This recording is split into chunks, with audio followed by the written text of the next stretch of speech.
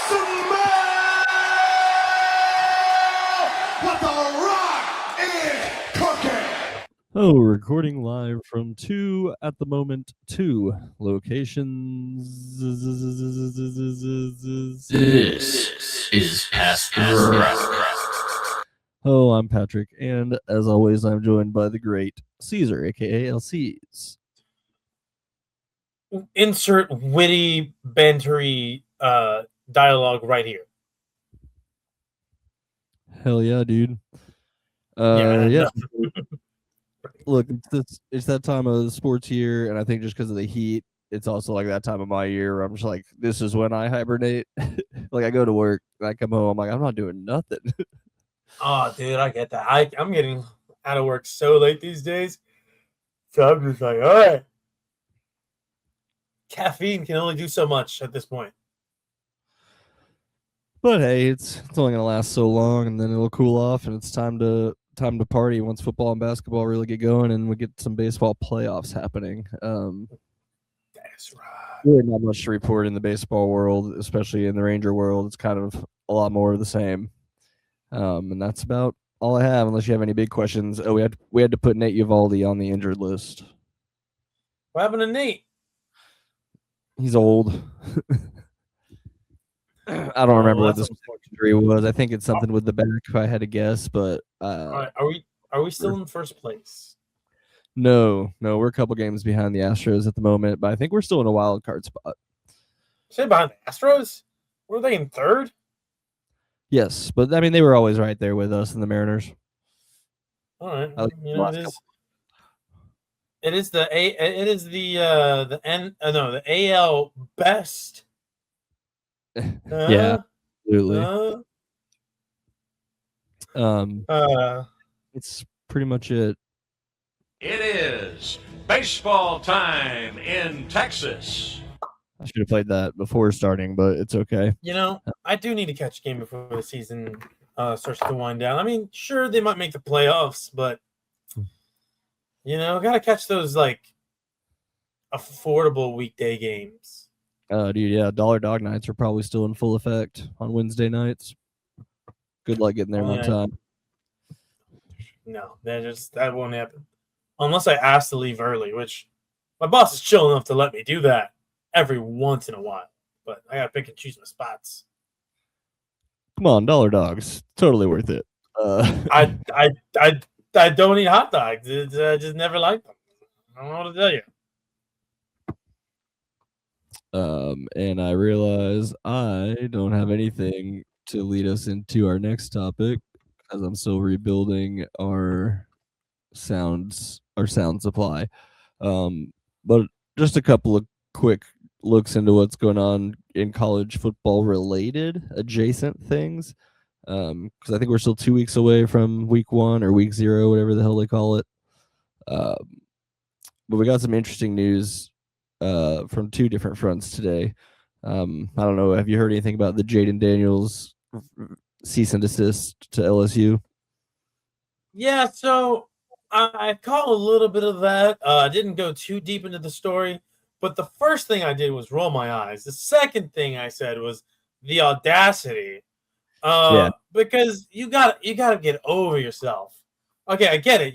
He won the Heisman, if I'm not mistaken, right? Yes. Won the Heisman in his super senior season. Congratulations. It led to nothing in terms of like LSU's team success.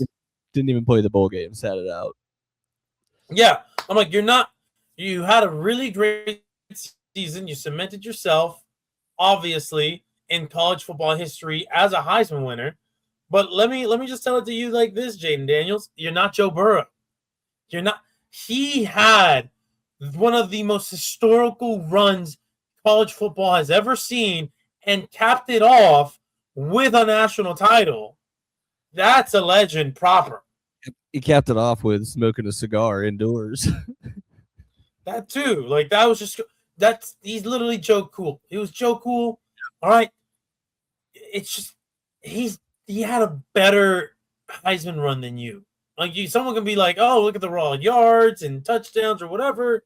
But I'm like, did you bring a national title to LSU? Because that's what that fan base cares about. I promise you, if he had brought LSU a national title in his Heisman winning year, he may have gotten a very similar treatment to Burrow. Maybe not the exact same, right? Because it felt like Burrow was genuinely like he it's tough to ingratiated himself into the LSU fan base and the LSU community, where it was like, all right, Jayden Daniels, you're kind of like a hired gun. Yeah, Which, for hey, sure. you know, Hey, he won him is a what it Citrus is. Bowl or something like that, and then and then didn't play the bowl game the next year. And that's not a career you get, whatever. You still have your Heisman. I don't know what the problem is. But yeah, part of it was they were asking LSU to send their copy of his Heisman back to him. And he's asking them to stop selling his jersey because his NIL, like post college NIL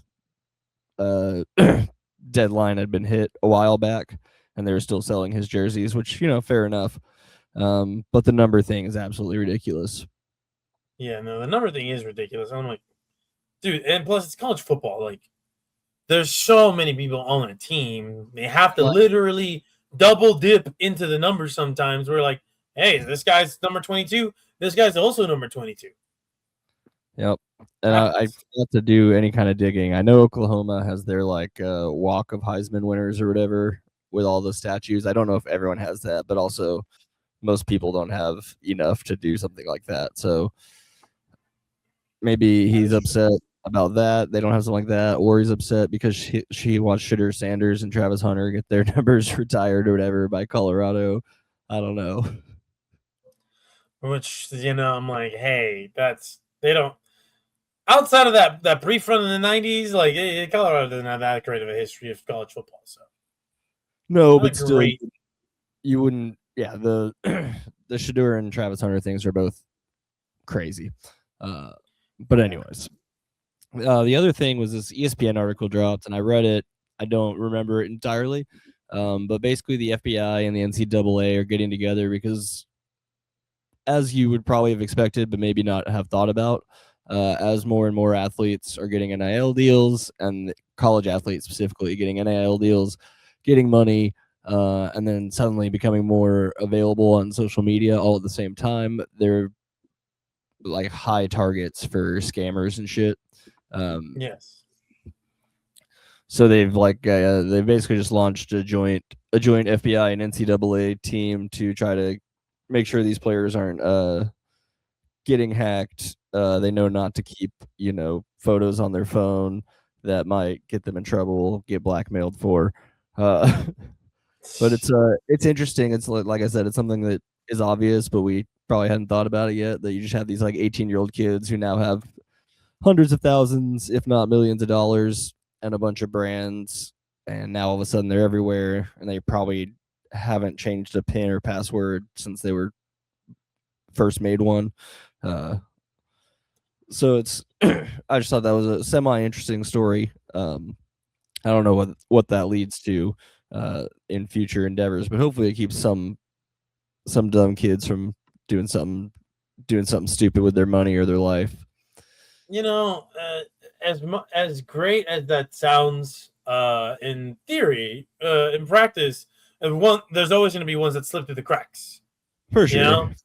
The ones that are like, nah, it's not going to happen to me, and then it happens to them, and they're going to get embarrassed. And what you're going to have is something that maybe is even more infamous than the Manti Te'o situation, right? I do also wonder if they just put this story out so that some people are like, well, I'll direct my crime elsewhere for a bit because that's where they're looking right now. No, because you wonder how many of those are actually plugged in to these types of announcements, Yeah, I don't know enough about how the criminal underbelly operates. Fortunately, I suppose. But yeah, I just thought it was an interesting story in a month where we don't have just a ton of sports happening. But I guess that means we can head on over to what the hell. Let's find out what this button does. I have no idea what this is going to be. Nope, not that one. It was the wrong one. Here you You go. want to talk about the Christmas game lineups? Hey, I'm not going to be a real patient guy now. Huddle up, huddle up. That's right. It's time to talk about the NFL. I guess it's time for me to take the rock here and discuss some football, if you will. All righty, y'all. So, not a ton's happened, right? Listen, we have rumors of Anthony Richardson potentially getting cut. It hasn't happened yet. I don't expect for anybody to trade for him because when you have conversations out in the media about a potential, or not a potential, a former first-round pick, and you are getting addressed as former first-round pick, no, that's not a good sign for your career. Okay, he is going to be a project for somebody. It's clear that the Colts want nothing to do with him. He wants nothing to do with the Colts. This was a terrible match made in. Kevin O'Connell all over. Yeah, and who knows? Maybe that's Kevin O'Connell's next project. Because, now that Kyler Murray has been named the starting QB of the Minnesota Vikings, that leaves in question what to do with number 9, J.J. McCarthy. Which, let's be real and pragmatic here.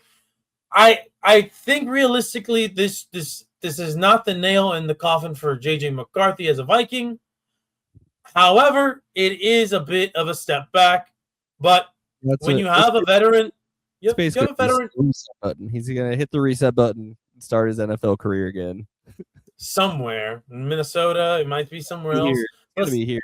We got him signed for a 5-year deal, I'm pretty sure, so he'll be here. Well, it's I believe it's 4 years plus the 5th-year option. It's not.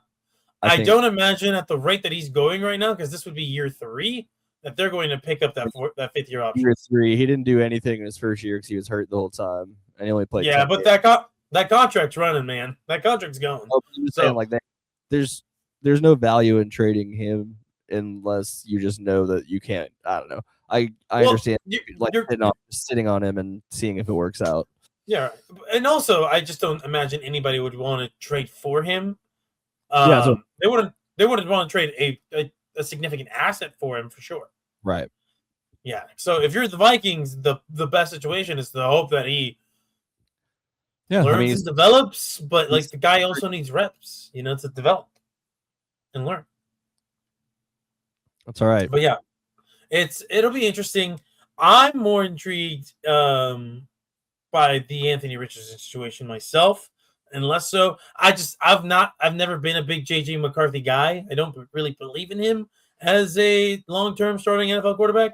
I just didn't see it with him in Michigan. With Anthony Richardson, I just started Madden 26 franchise. I just started JJ McCarthy after I simmed. I played the first couple games and simmed the rest of the season. By the next year, he had progressed to an 86, so I think he's going to be fine. He's going to be good.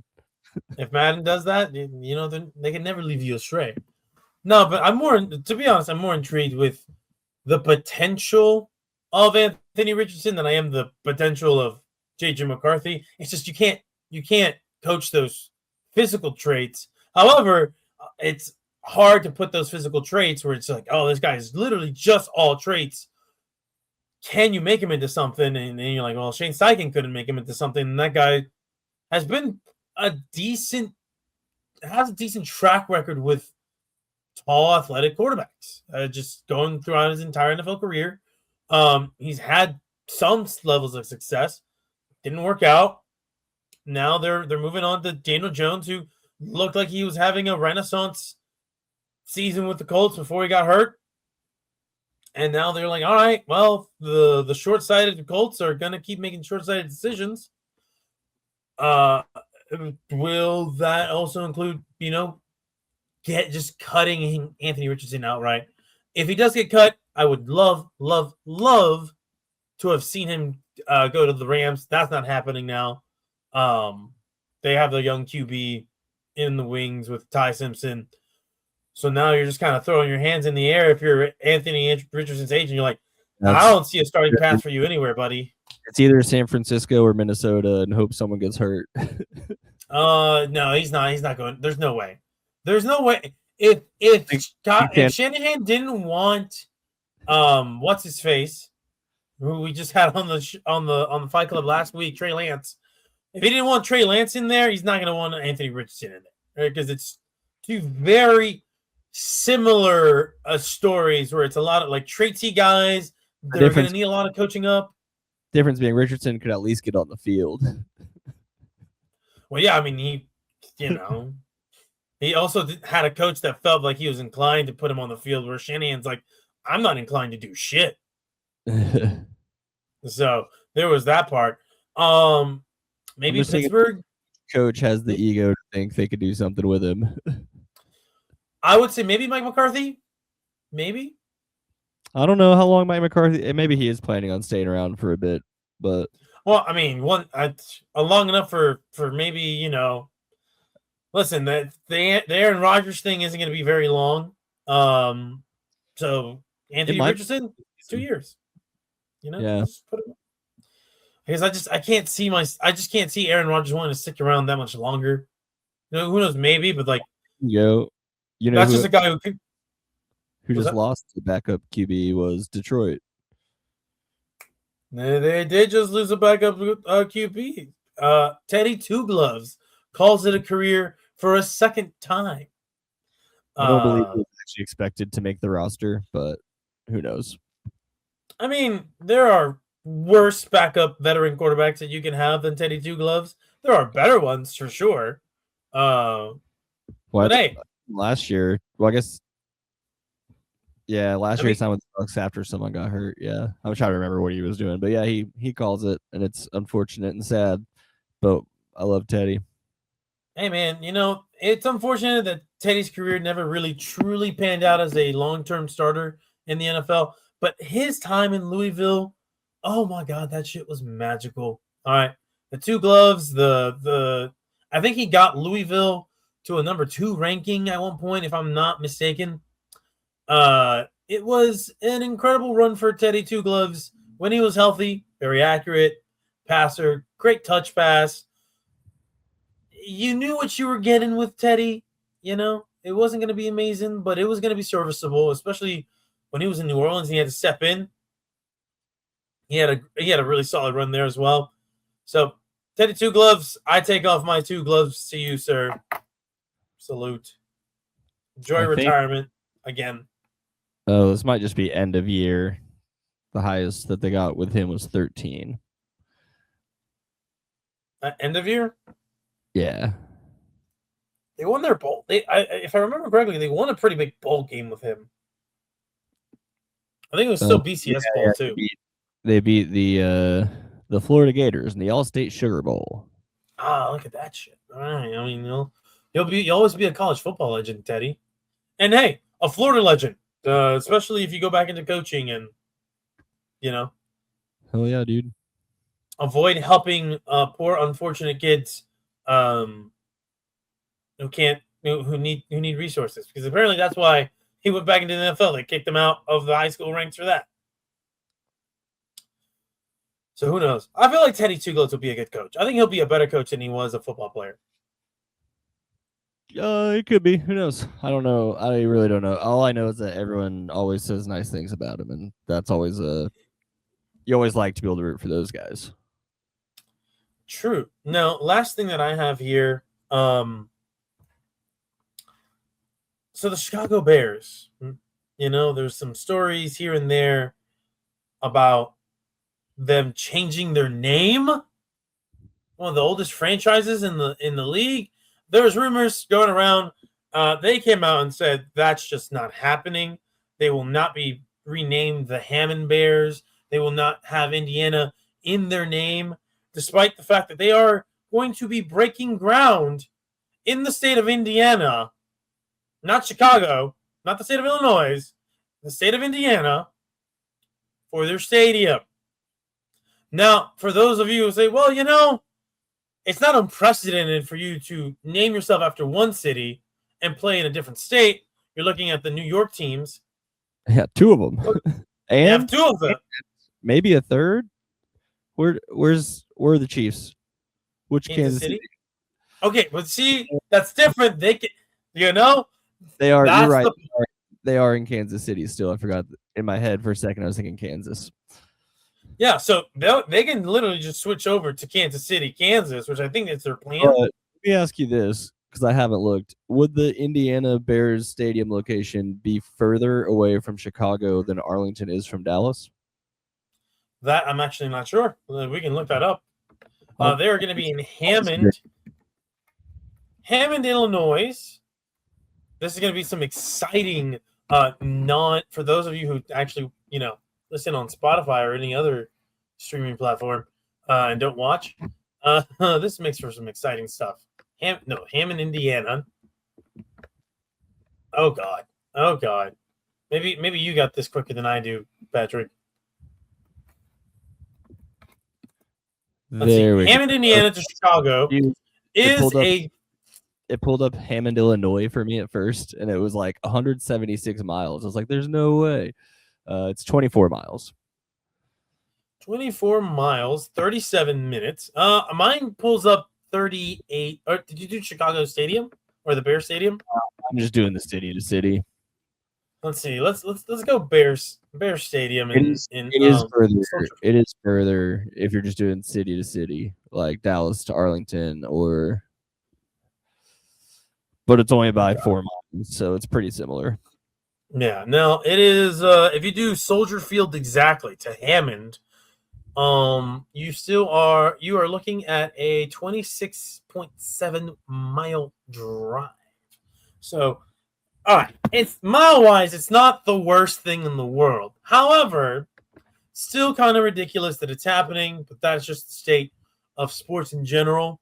There is never been anything sacred in sports, and neither has there been any sacred traditions in ownership. I guess I don't know. Cotton Bowl to AT&T Stadium is a 25-minute drive, about 21.7 miles. Assuming there's no traffic. That's the distance is 21.7 miles.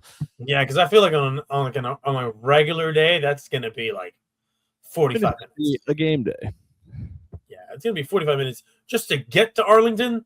Then tack on like another 15, 20 minutes just to find somewhere to park if you don't already have like a set lot. But yeah, no, man, listen. The fact that there was a rumor that a name change was going to be part of the deal of building in Indiana, it wouldn't have shocked me if it was true. That the Bears are like, well, you listen, we're gonna dispel that. This shouldn't be happening. Especially this major platform. But as a tweet that I once saw, when I say once, I saw this yesterday. I miss the days of Playboy billionaire owners who only cared about winning and fucking hoes. Now it's all about profit. Hey, Jerry killed that. He was that, and then immediately killed it. Listen, he stopped caring about winning. Still fucked hoes, and we know this. So there's photos of him doing it. But he also killed it for everybody by forcing a salary cap on us. True, but also, I mean, it was going to happen. I mean, look at baseball. It's eventually a salary cap is going to get forced onto you one way or another. Well, we'll see. Because the players' union is weak in the NFL. It is not weak in the baseball. No, we got like the only one with balls. They're not the biggest balls, but they are balls. Yeah, and listen, they don't experience the same level of CTE, so their union reps actually can think. Yes, there are probably more guys who play more than just a handful of years or whatever. Yeah. All right. Well, I mean, that is literally everything that I have in the world of CTE. TJ Max Crosby fighting in camp this week. I mean, who doesn't fight in camp? I get it. You have Max Crosby, the biggest name on the defense for the Raiders. You have Kirk Cousins, but I don't care about.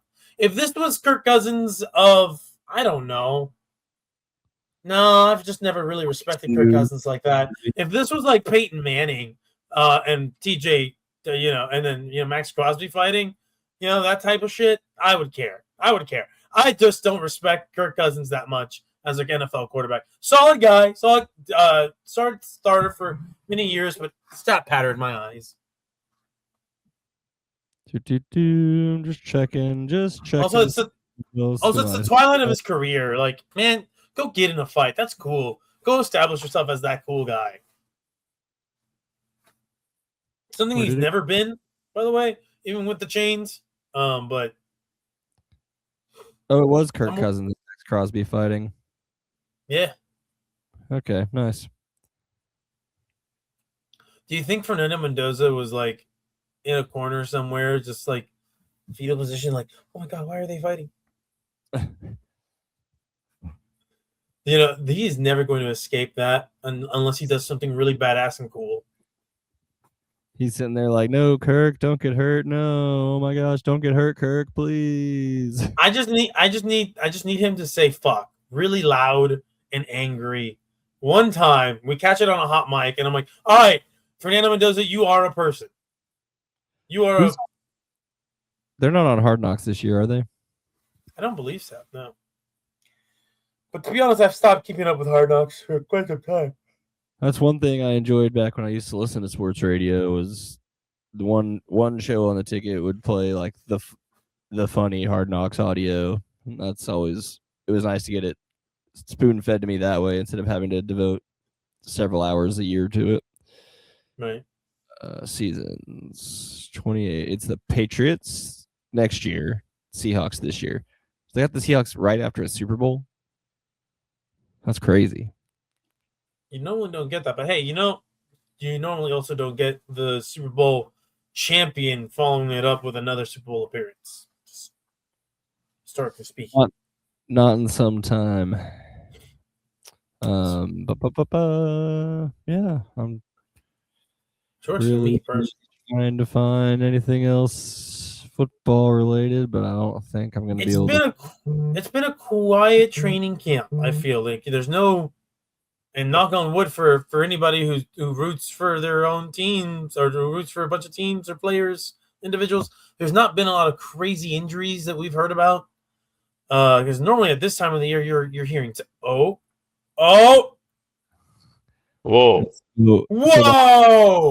Hey. He's not in a car. It was 3rd and 17. Bethke, we're doing snap by snap breakdown of the Hall of Fame game. Goddamn right. Yeah. You totally missed this incredible pass from Cousins.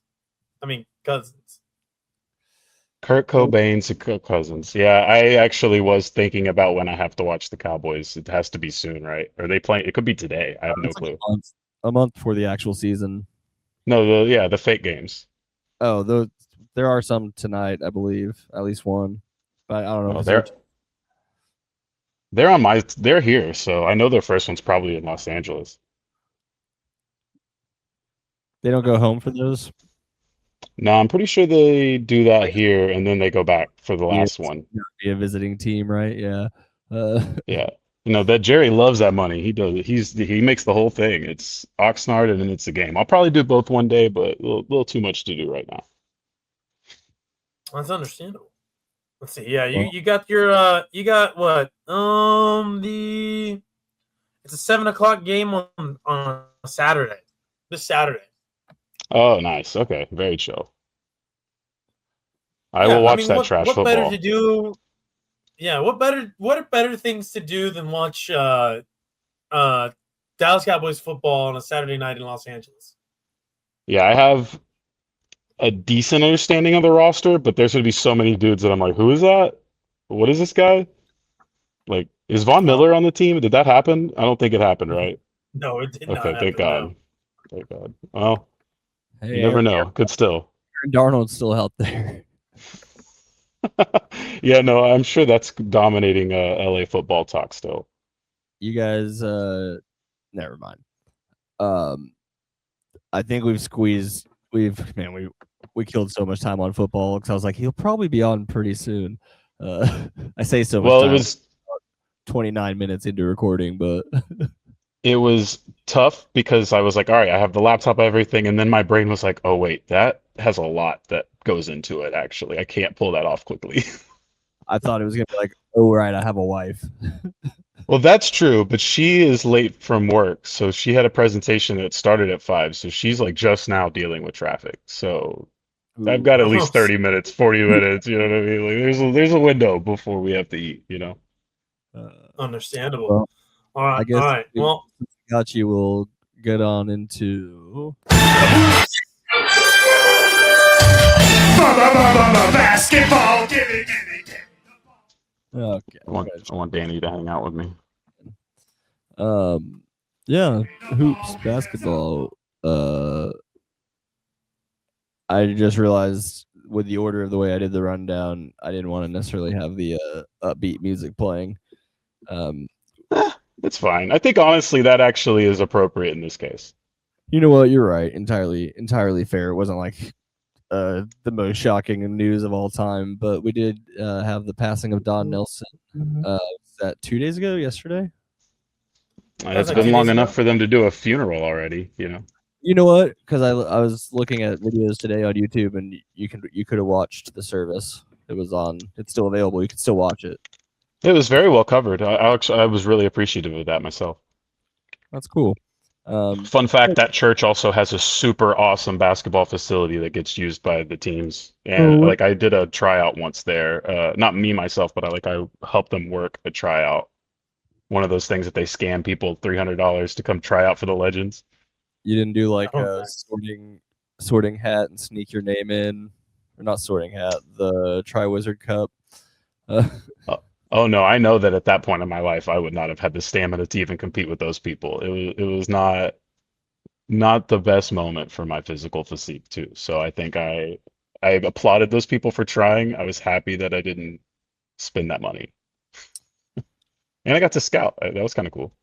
Yeah, I saw the Was Pistons had something like that going on like a couple weeks ago. It was like they apparently they're all over the place. I think they've all understood that it's the easiest way to make money for these little G League teams.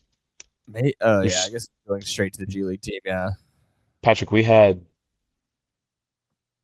10 teams full. Like and the way the system works too. It was like Texas's elite assist, basically the grad student on the Texas Longhorn staff. I think it would have been Beard at the time. He was there, and then it was basically same for Baylor, same for a lot of the other schools, where basically their best grad student assistant on the bench gets to come in and work this thing out. So it's kind of cool. It like the ecosystem works. It's just funny that they charge so much and these people have that no sounds shot. cool. Yeah, like I would pay the money knowing I wasn't going to make it, just doing fantasy camp. You know. Yeah, there was like a lady who did it, and I honestly applauded her. She was really like she played hard and like really put herself out there, and I respected the shit out of that. There was some guys that I was like, "Come on, brother, you're not even trying. What are you out here for right now? This is bad." Well, But we definitely, especially wanted to have you on this week to help us provide some further context on Don Nelson, who I'm pretty sure me and Caesar both really, at least I should just say me specifically, until more recently, just kind of saw as the Mavs old coach. You know, I knew how important he was with Dirk, but I didn't realize that he was on the Celtics. I didn't know anything about his actual playing history. There's a lot. yeah, so I didn't get enough time to really go into the deep dive of all of it, but I still remember a decent chunk. You might be able to look this up. So with the Celtics, he was there for a little, he was basically like a role player, a part of that team, right? Like he developed pretty well with that group. I think they were able to keep him in from being poached away. They had a lot of ways like that in Boston to keep the team stacked. Interesting, But right? he has his He got there from playing with the Lakers first, which is a ah. especially then wasn't a very common thing to do. I don't What think. was his rookie year? He started well. Okay, so yes, the Chicago Zephyrs, 1962. Ah, right. Yeah, okay. So And 62. he gets claimed on waivers by the Lakers, plays there for 2 years, then goes to Boston for 11 years. That makes sense too, because a lot of people don't realize that the Lakers like front office that was the first competent one was actually a couple of Celtic transplants. Yeah, so Um, yeah, he was there for the back half of that incredible '60s run. yeah, and so if I remember correctly, he is involved with a missed free throw by one of the Lakers to, I think that was the final title was his big claim. Like there's a big Don Nelson Celtics moment in that dynasty, He and I gets a forget right shot, now. gets a shot on a rebound in like the last few seconds That's of what it was. Game 7. That's what it was. Yeah. So that which year was that? Let me remember because I watched the video earlier today, but I didn't keep track of what Oh, was happening. okay, yeah. It was either 68 or 9, right? I think that was their last two. It would have had to have been, I would think, but I'm not seeing Maybe 68 was someone else and they were 60. the '69 finals. Nelson converted See, one yeah, of the so most the last one. playoff history, a foul line jumper, which dropped through the basket after hitting the back of a rim and bouncing several feet straight up. The shot taken with just over a minute to go, and the Celtics barely had the lead. They were up by 1, and yeah, they went on to win, get their 11th title in 13 seasons, and that would be his 3rd with the team. Yeah, and that's the last of the Russell era. And yeah, really, so that Lakers team was super stacked, and that's like they get Wilt, they have Elgin Baylor, they have Jerry West, they have a lot of other like nice pieces as well. But that was a big fuck up game. That was the game that Bill Russell famously said that the owner of the Lakers at the time, Jack Kent Cooke, put balloons in the rafters before 6 or 7. I can't remember which game it was, and They go obviously 2 more in the early '70s, right? Am I correct about that? Celtics. Yeah, Yes. he ended Yeah, with Celtics end up getting Cowens ends up getting them too. A he lot of ended up. people don't respect Dave Cowens. Don Nelson's got 5 rings. He's pretty much Robert Ory. Oh, he was old enough to be okay. He played long enough to be on those teams. That makes Yes, sense. he was Okay, on the '76 team and then retired after that. got you. Okay, yeah, yeah. He goes into coaching with the Bucks. Because Havlicek has already stepped up, and I think I don't remember if he was a part of both of the '70s, but he was a part of one. But Cowens is really the reason they won those. Um, yeah, but then after this he goes to where does he start his head coaching? Is it Golden State? Well, he's in Milwaukee for 12 years. I don't know. Does he ever get the head coaching job? Oh, right, right, right. Okay, so the Bucks. So he's Yeah. a part of the Sidney Moncrief. That's right. They were at the. Okay, that makes sense. Paul This is Pressey, the birth very of defensive. what we know as Nelly Ball is in this book Yes, here. yes. So you have the Bucks there. Basically, I remember there's this anecdote about how Jerry West was hell bent on the Lakers getting Sidney Moncrief and not Magic Johnson. I don't know that how true that ever was from like Jerry's standpoint, but I know that sort of was the rumor. And a lot of people think that's crazy, but like in reality, Sidney Moncrief was an incredible NBA player. I would like he's like Super Drew Holiday is probably how to describe him. But obviously it wasn't Magic. Like so, Magic still Yeah. worked out at the end there, but Moncrief ends up being like a really important part of that. They have a lot of other really great players. I can't remember the entire core of that. The other big names here I'm seeing are Craig Hodges, Ricky Pierce. Ricky Pierce is a big one. Yeah, Craig Hodges, a good role player, early 3-point shooter. Famously was taken away from the league like Colin Kaepernick, basically. But then he kind of, and sadly, fittingly for how his time in Dallas went too, he just kind of got beat by 2 teams every year in the playoffs. They went 7 years of 50 wins plus, winning their division Yep. every year, but they couldn't get past Bird or Dr. J in the playoffs. Yeah, the Bucks team and the Denver Nuggets of that era are sort of lost in time because they didn't win the substantial stuff, but they were super important to the game of basketball historically. Yeah, much like the Nuggets of the early aughts, the Mellow Nuggets. Yeah, similar. And then obviously now that's when he goes to Golden State and Run TMC is born. And Run TMC is a short-lived venture because eventually it's beef with Mitch Richmond or this Tim is Hardaway signs away. interesting. At least I think according to him, I don't know how verified any of this is. He had offers basically to coach Dallas, Golden State, or the Knicks, and he chose to go to Golden State. Yeah, and honestly, I can't. I mean, what year is that again? 88. Yeah, so 88, the Mavs are. Knicks are a big deal, obviously. I think Ewing was the year after Mike. So you obviously still have Ewing, or you have a lot of Ewing left in it. So obviously good reasons to go there, but at the end of the day, you yeah, So you yeah, gotta. he had Chris Mullin.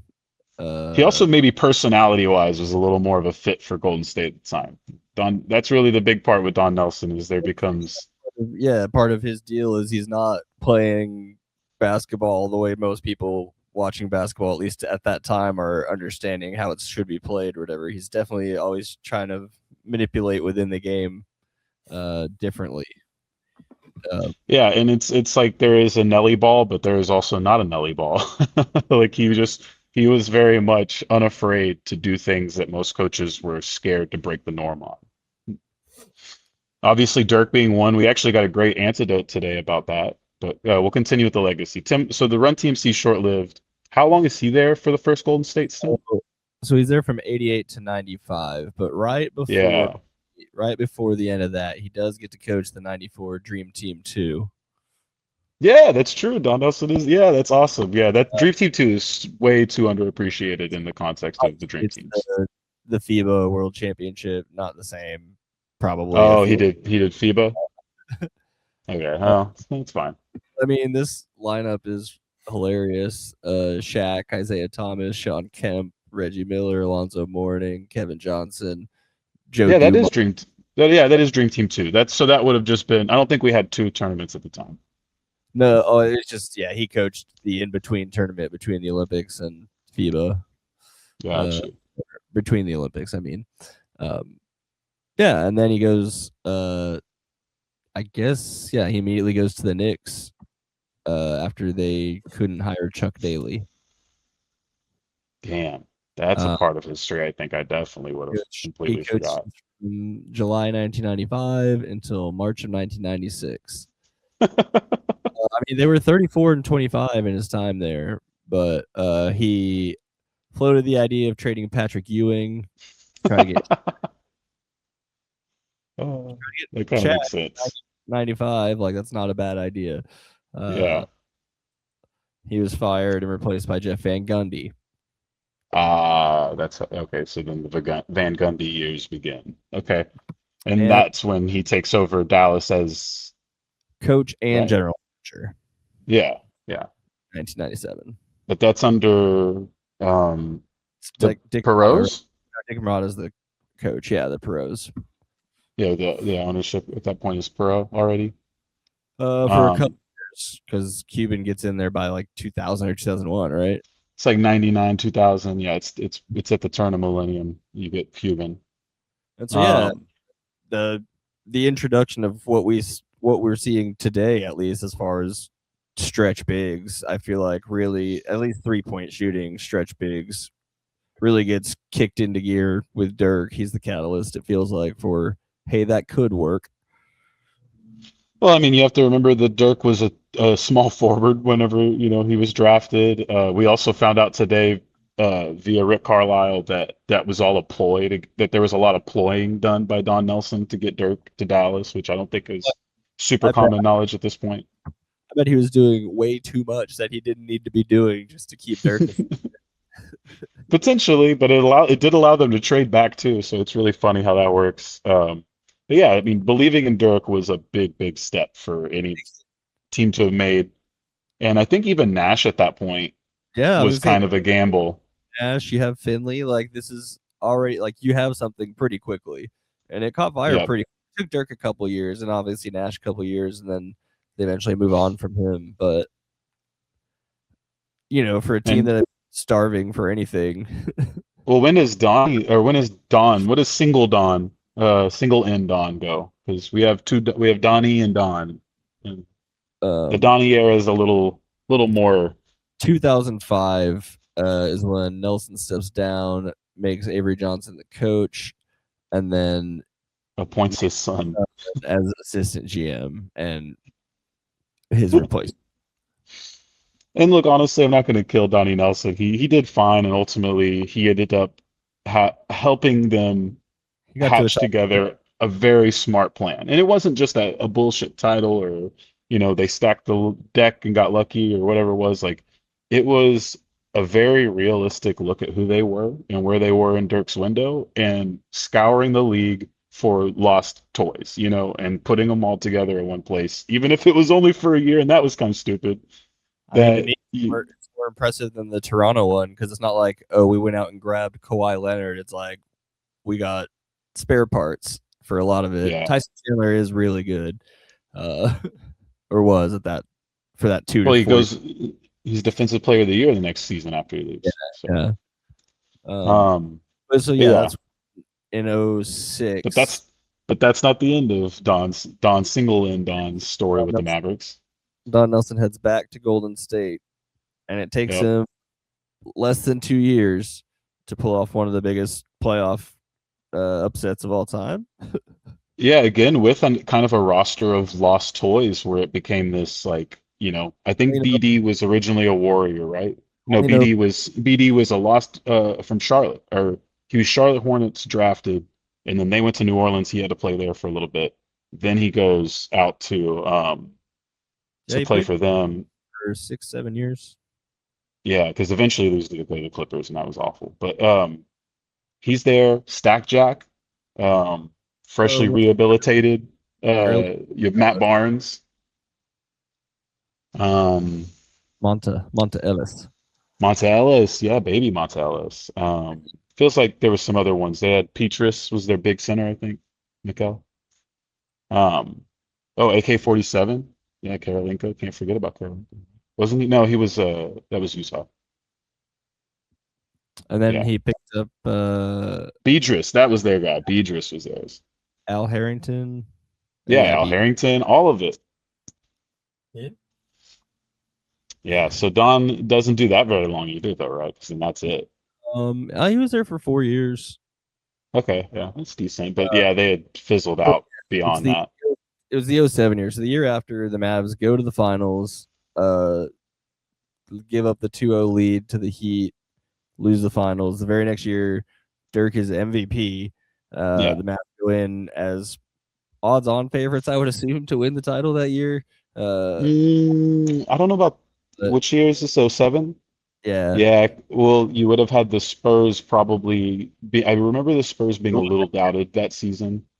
We won that year, but You did, but it was against the Cavs, and the Pistons choked that year. So also yeah, because Baron Davis and the Warriors and Don Nelson took down the Mavs in round 1. yeah, not great. Lot of ways to look at that. I think that there was a physicality thing. There was an issue with the roster build with Dallas that was easily exploited by the man who sort of put it in motion. So unfortunate series of events there. It felt like a precursor. It's like Baron Davis for like, I don't know, 6 to 8 weeks was what Steph Curry's entire career was. Like just lights out, just shooting from wherever he wants. Like And it I was just believe that BD's injury is the reason they're the 8th seed. So they're not even a traditional 8th seed in that context either. that probably has a I can't say too much. So, The Grizzlies got us the same way the very next year, basically. So oh no, it was hilarious. Everyone thought that wasn't possible, and then it happened. Just boom, boom, right back to back. So yeah, honestly, we thought that's how dynasties died at the time. We thought that, or that like, Windows died. We thought that was the way you learn it for a second there, but then and horribly, like Ned Stark getting his head cut off at the end of season 1 Game of Thrones. Yeah, Game of Thrones guy. he finishes in 2010, and he finishes he's the third coach ever to get 1,000 games at the time, at least 1,000 wins. Sorry. Let's see. He got to 1,335 wins. Nice. And Pop ended up passing him in 2022. Yeah, and Pop obviously there. That was kind of, it was very nice because Pop is still obviously very much in the spirit when it comes to speaking and engaging, but it's just tough to see them have to kind of get him to a chair and Yeah, you know, man, that's our life. life. Yeah. But it's Um, beautiful to see him in spirits the way he is and telling the jokes and stories the way he was today. yeah. Got to hear, or I saw a clip of an interview where Carter Bryant was just talking about how much Pop just rips into him. It's just I love that he's just a 70-year-old, 80-year-old man, just still giving kids the business. And they gotta like lean down now to deal with it. And it's like, yeah, I love it. It does feel just like you want to be upset, but you know he's right, so you got to listen to it. Oh yeah, you can't. Come on, dude. If Pop tells you anything, you gotta take it to Yeah, the yeah. most heart. Like you don't want to be yelled at by an old man. Yeah. But yeah, very, very tough day, but you know, it's natural. Obviously, the part we haven't mentioned with Don is that he was a very open advocate for the marijuana for quite a while there. That's Towards true. the end, though, I Uh, think we did find out that he he he smoked with the guys. he said he didn't smoke when he played or coached. At least at one point, he said that. So then I think maybe that the story was just that he was cool with them kind of doing sessions. The Warriors culture was hilarious. They used to be passing blunts at Oracle, apparently. I didn't even I know that for a while. Matt Barnes Oh, said, yeah, no, nice. that was a regular thing. I just Like assumed that. not Hell them yeah. themselves, like like people in the stands would be smoking weed in the arena. Oh hell yeah, dude. That's Yeah, cool. honestly, that cracked me up. But that probably was because there's such a like desolate point for that franchise that it could have been Head. chaos in there and no one would have known. Oh, So, but yeah, and then we also got the news of Russ Westbrook announcing his retirement this week. There the good were news, kind of, I think. were Yeah.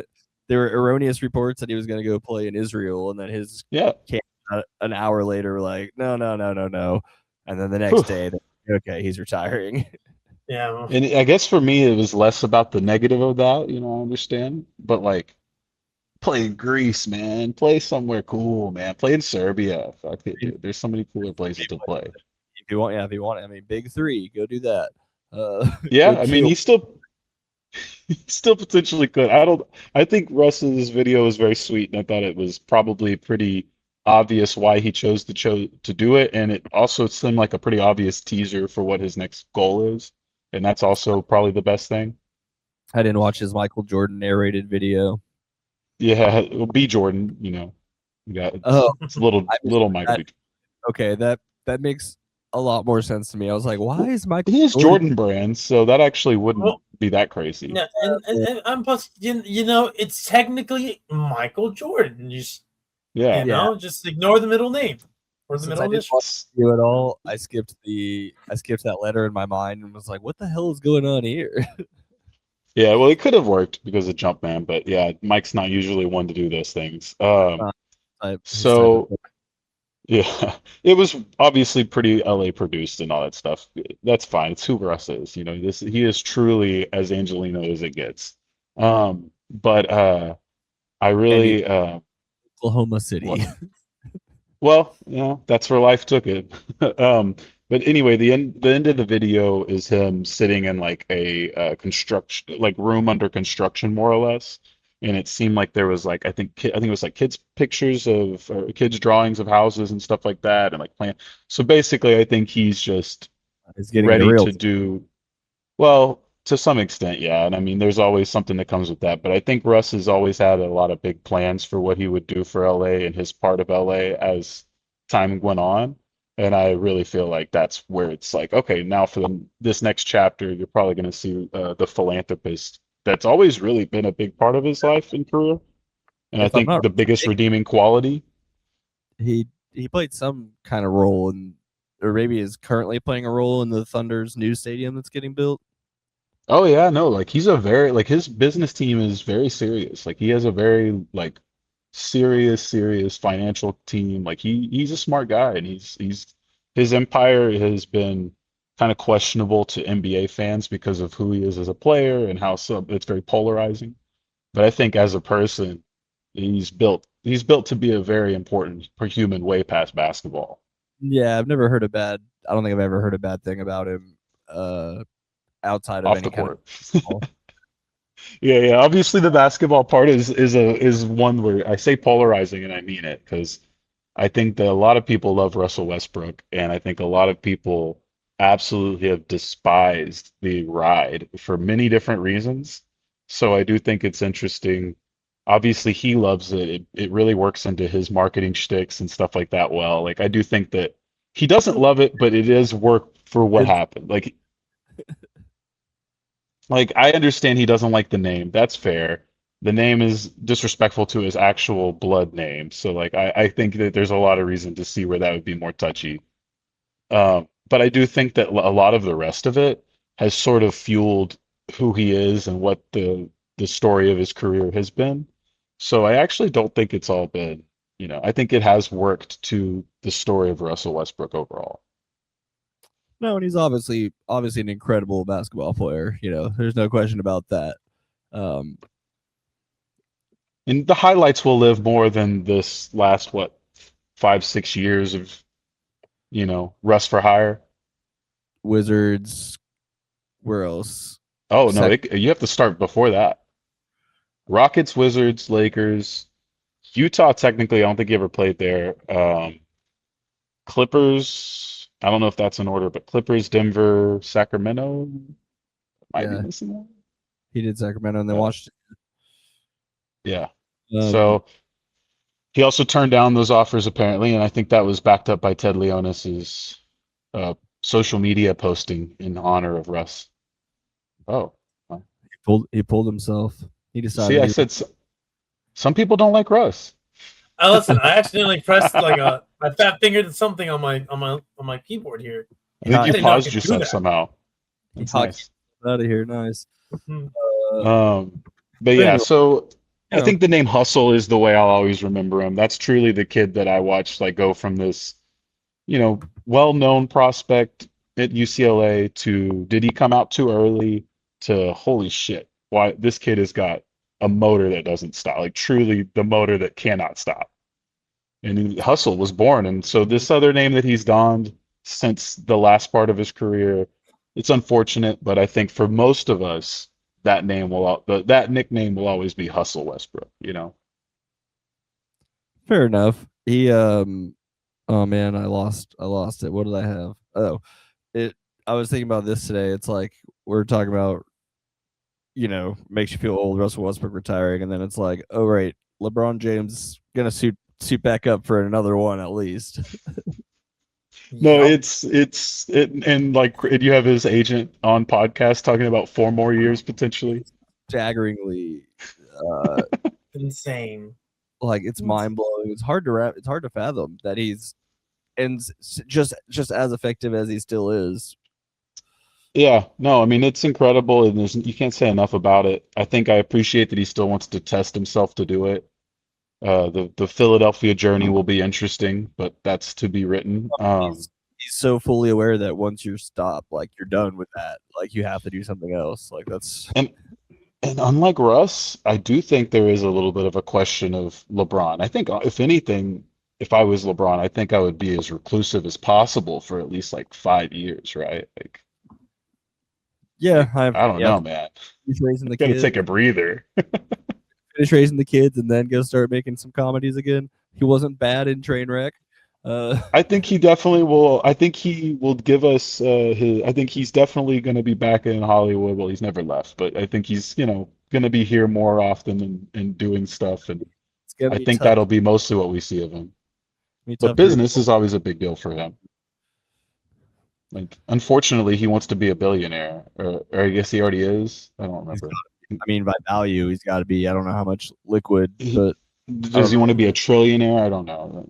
That part about LeBron frustrates me, but it is the symptom of America, so can't blame a human on that one. And that's a Um, transition into the last biggest news of the week in the NBA. the Uh, biggest surprise for sure.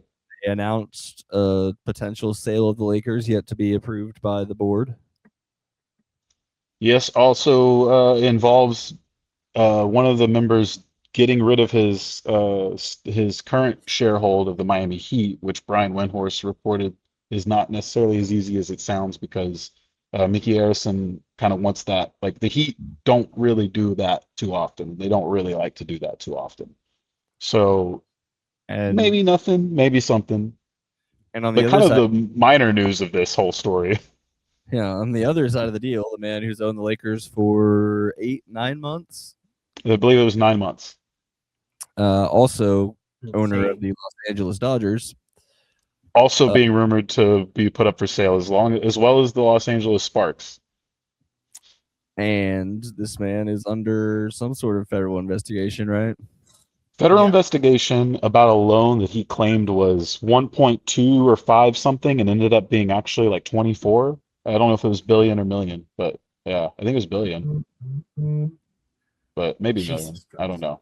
I mean, when you're talking about this much money, it's Oh, preposterous. yeah, because I guess the thinking is that when he was going to buy the Lakers, everyone was like, "Well, do you actually have that kind of money?" And he just kind of said yes, and they just kind of believed him. Could be. I mean, he could actually have it, but this whole Dodgers thing has been kind of weird, and obviously it's potentially going to end up in a situation where there's a hard cap in the league. But We'll see. we'll see. But I mean, it's as close as it's ever been because of this guy. So Well, I that's an think interesting. if this guy completely goes away from all of it, then that might just It make it all moot. So, it would save the day. But anyway, I think the funniest part of the story, regardless of who bought, was that it's reported to have happened over the weekend. A casual $12 billion transaction over the weekend with the fellas. just like the trade. Yeah, no, I mean, really though, it is similar. So we're just having coffee. What are you talking about? Oh, Oh, well, just so valuable franchises in the entire globe. yeah. So really crazy that the Lakers basically got flipped. But it kind of makes a lot of sense, especially it happening in Los Angeles. If it was going to happen in one of the big markets, no doubt.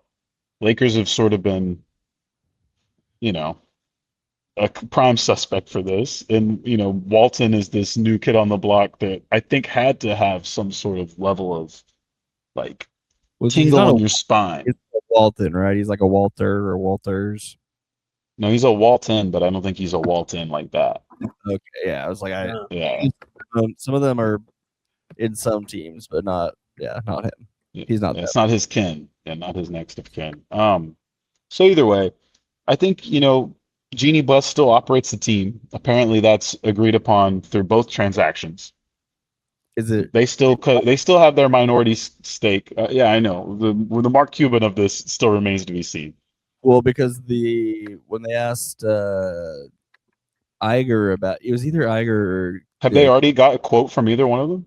One of I haven't them, seen a quote from either one of them. I believe, maybe who did they? Someone said something, and it was like I know that there's a Chris Paul talk, but that's basically like not an ownership or governor stake.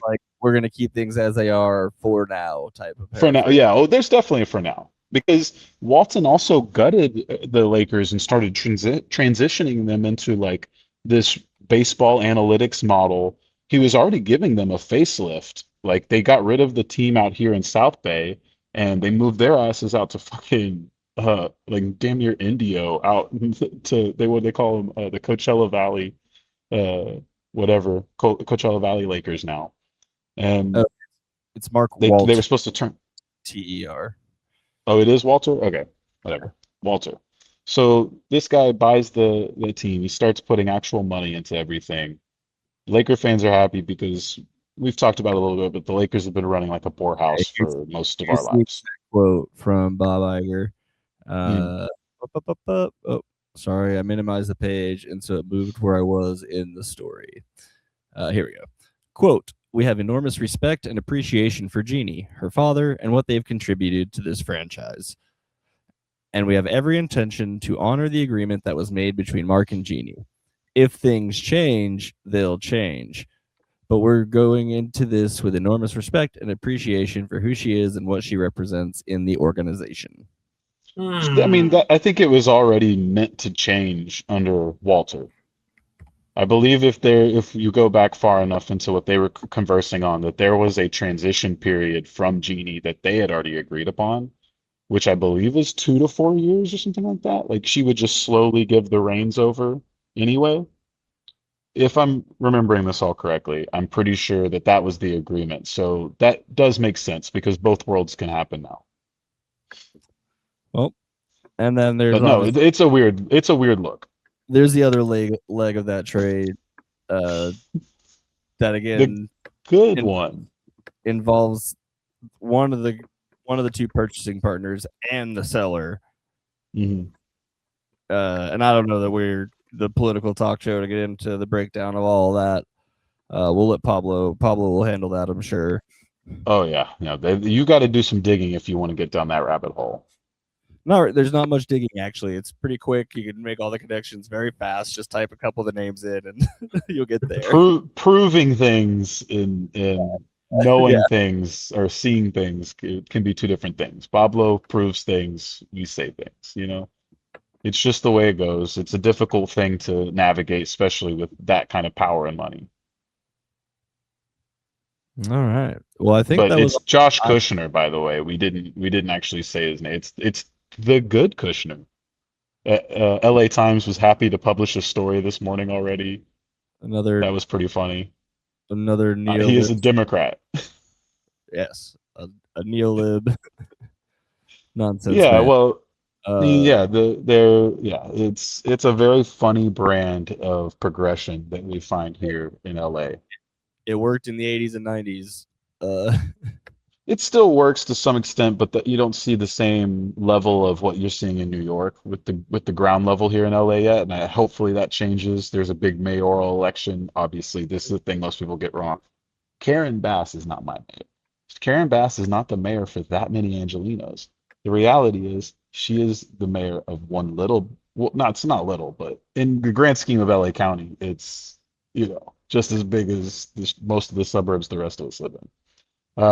But she's probably culturally, if she was to be put in with a new candidate, I think you look at a situation that's probably a little more like what you see in New York and less like what you've been seeing for the last however many years here. that'd be But nice. yeah, it would be nice. Josh Kushner is an interesting guy though because he's got the stake in Miami. He does have plausible deniability when it comes to just genuinely being sports bro business guy. He looks like his brother in like a wig from like an Arctic Monkeys fan from the 2013 era. Um, yeah, it's an interesting one. I again immediately needing to publish something about how you're a Democrat, no matter what the political circumstances. Honestly, not even the fact that it was his party. It was just so goddamn funny that they immediately needed to publish that through the news or through the LA Times. Be like, no, no, no, guys, you don't understand. You're like, not that Kushner. He's not that. He's the good Kushner. That's his. It's the good on the PR team. They figured it out. Soon Sinclair will just own every single local TV station. It won't matter. And you're just doomed Yeah. to do it. So yeah, there's a big can of worms when it comes to the Kushner family and who they're friends with and who they're connected to financially and some of their future plans for foreign nations that have been ravaged recently. A lot of that is very fair. But I think that it is difficult to actually have any sort of moral standing with what's currently happening in sports. Like, we're getting to the point where Jerry Jones honestly kind of looks like a decent human being compared to what's rolled in over the last, like, at least businessman God, that's a wise. good one. Maybe as a human, still a lot worse because his age puts him, like, we have pictures. Well, Uh, yeah, but as a businessman, yeah, we might have found much like Ishbia is totally just flying under the radar right now yeah. because of what's happening. Anyone under the age of 50 that's an owner or governor, I look at very, very suspect. Yeah, and it's fair. I mean, don't forget that it wasn't that long ago that FTX was the main sponsor of both the arena and the jersey of the Miami Heat. And like that guy was like courtside. That guy was buddy buddy with Mickey Arison. Steve Ballmer's wrapped up in an issue that whether he was guilty or not of, it comes from a fraudster that owned a fake carbon credits company. So it is Also, like there is there. hilarious thing for the Lakers and the Clippers to both be in owners scandals at the same time. Excellent. That is truly LA. Chef's kiss to the writers on that one. Yeah, and then the Bob Iger is a Clipper fan. It's fine. I think that it's not the diss that you would think it is because like it really It's actually kind of becomes a diss on the Clippers again it's not on Yankees. accident. It's not. Yeah. It's like everybody who just wants to have a casual experience and not go to downtown LA goes to Clipper games, big dog. Like nobody wants to go into downtown LA that much here. You just have to understand that that is not like you don't hear many people going, you know what I'm gonna do? I'm gonna go to downtown LA today. It just doesn't like people actively avoid that like the plague, I'm and just if they can. So sitting in my car. it's not even it's there's a lot more to downtown LA than just the traffic issues. That's And at least the perception as well.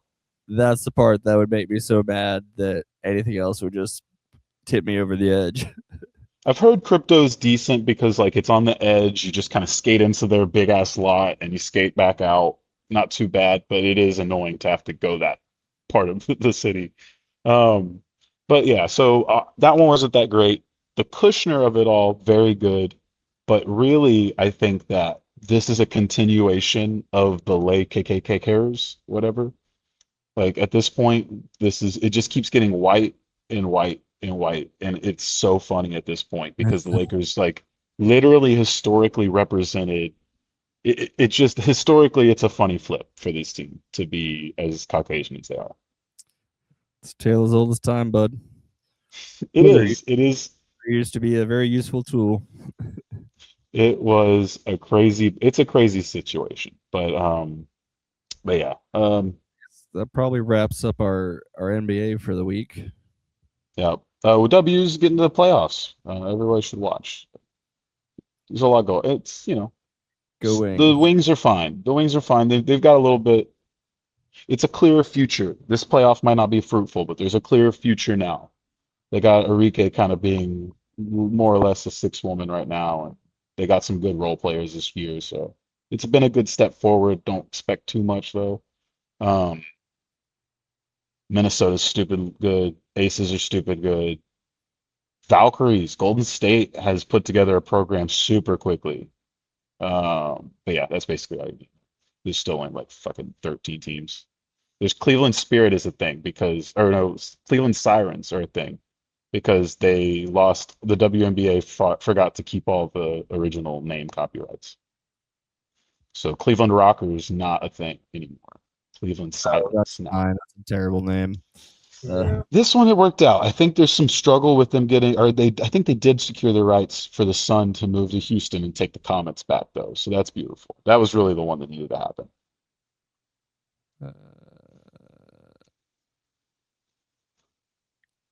Oh, did Dallas even make the playoffs? Oh yeah, they should. Am I looking at what am I I? mean, oh, they have this- some more games still coming, if I'm not mistaken. Yeah, I think there's like a week. I think there's like a little bit less than a week out from the playoffs, right? last year's. They have like bracket. what two? They have 2 games left at the AAC, or 2 games in the AAC. So I'm assuming. And that's news. They're now at the AAC forever. It's their permanent home. I guess. Well, no, they'll probably play one more at Arlington, I missed that. maybe. So Maybe. what But yeah, happened to their other plans? I feel like maybe we talked about it. And I forgot. they're still happening. The Forgive me. Yeah, K Bailey expansion. You'll have to look into where it's at. I obviously have had to learn a lot about a different city recently, so I've been a little bit less on my down to my Dallas knowledge, but I'm still trying to keep up. Because right now they're doing public transit for the Olympics, right? Like they're trying to actually have metro lines throughout LA. And your boy would love that, frankly. But there's a lot of progress that needs to be done. So I watch a lot of updates about that now. Um, but yeah, the K Bailey expansion I think has been delayed a couple times at this point. Shocker. yeah. Um, and so I think that's why the ACC is now officially the home of, or the AAC is now the official home of your Dallas Wings, which is beautiful. And I think that 3 teams in one stadium. That's a scheduling nightmare. There's not a ton of overlap, but no, there shouldn't be any overlap with the W. do they start after the? There's no way they start. Well, they don't start after the NBA finals. So there might be some times where they have to practice elsewhere, but even then, I don't. Yeah, I'm pretty sure that they're just now getting to like camp by the time the finals is happening. I could be wrong, but I'm pretty sure that's the case. The season's only There you like go. 2 months long. For now, it's going to be longer next season though, so you might have to double check. Well, they won't have the season schedule out yet, but yeah, it's a little bit longer. No, I'm not seeing any update on the actual new stadium here. But Yeah, well, it's signed probably not. a 15-year agreement 2 years ago to use something that's still delayed. Correct. So that's probably why it's the AAC right now, and then obviously we're going to learn a lot more about this new Mavericks arena over the next couple of years, I'm sure. So probably within the next year, we'll probably have a lot more information on it, and I'm sure that'll be a part of it. I mean, they just did the Stars announcement, right? The Stars just put out their official rendering. Sort of, but they still haven't necessarily actually said anywhere where it's going to act. They still have a couple spots the place could be. I wouldn't say it's officially official, but maybe. Oh, okay. Well, it's not them setting themselves up for failure like our beloved Rangers. Who knows? We like that's probably the most infamous project rendering. Renderings are always bad. A bad idea. That one's probably the ultimate. We did not deliver this at all, actually. Or we're gonna lie to you with this rendering. But no. Yeah, I think that's it for hoops. It's a good time for everyone to rest. There's also Big Three if y'all want to watch that. I'd probably go see it live. I don't have whatever cable channel they air that on. Oh God, honestly, at this point, it might just be YouTube. But they've been pretty successful, actually. You'd probably get a lot more views on YouTube than regional sports networks inside of bars. I think all the leagues are now posting game highlights because I know I get Big Three suggested, and I'm like, sometimes I say it, but most of the time I'm like, oh, about that. All right. Well, But anyway, fellas, I'm gonna say this brings us to an interesting time. I don't know if you want to hang out or if you got to go. Well, my wife is most likely inside by now. She may not be, but the most important and unfortunate part is that my battery is at 4%, and that I don't have an AC outlet anywhere near this part of the world. Understandable. But well, before you take I will off, did fix you already What's break the tiebreaker? Did you break the tiebreaker? I did break the. See, I'm gonna leave you with myself. I have that here. Oh, there we go. That's beautiful. So then I will leave you, and then you can play that and get started. But continue. Yep. Nope. We're good. Are you queued? All right, fellas. Well, this was nice, and we'll see if we can pull it off more often. Yes, sir. Thanks for coming back. Thank you for stopping by. Oh yeah, I love you guys. Bye. So I'm to be told there's some debate between Clint Kubiak and Fernando Mendoza in a fight against Sean Payton and Jarrett Stidham. I guess that makes sense, actually. I don't know anything about Clint Kubiak, first of all. I honestly, the only thing that comes to mind when I hear Kubiak is, did the dad pass away? And I can't remember. I don't know. If he did, RIP. Remember he got the Peyton Super Bowl with the Broncos. That was pretty sick. Coached the Texans for a lot of shitty years where I had to watch them because it was either Houston or Dallas games. Respect to the family. Fernando Mania is going to take over the Raider community, which is beautiful for folks around the world and here in Los Angeles. Probably going to take a sec, though. And if it's going to happen that way, it's going to be just as corny as Tom Brady. And Brady, you might take in a fight, but that's because Brady's a cheater. He's ruthless. Fernando, he's going to beat you with resilient nice. He's never going to stop. He's going to keep on coming. So it really makes me think that this is a good tandem for the future, but for the now, we're talking about Sean Payton and Jarrett Stidham, okay? We're talking about Sean Payton, man who had Doug from freaking King of Queens playing him on TV once, and also had a defensive coordinator who was putting bounties on players' heads, destroyed Brett Favre. Well, that one might have aged well, but poor Vikings fans outside of the Favre of it all. and kind of has a reputation of being a bit of a fuckboy, even though I know we mostly just make fun of him for hitting a bong, potentially, allegedly. Feels like there's some cunning, there's some links as well. Been in New Orleans a while. Now he's got rich Denver money. I don't know, man. Maybe there's a little bit you got to take into that. And then Stidham's an interesting one because he was at Baylor and Auburn, and then was with the Patriots under Belichick. So he's got like great connections in the hitman department. Like he knows to call a guy to call a guy to call a guy.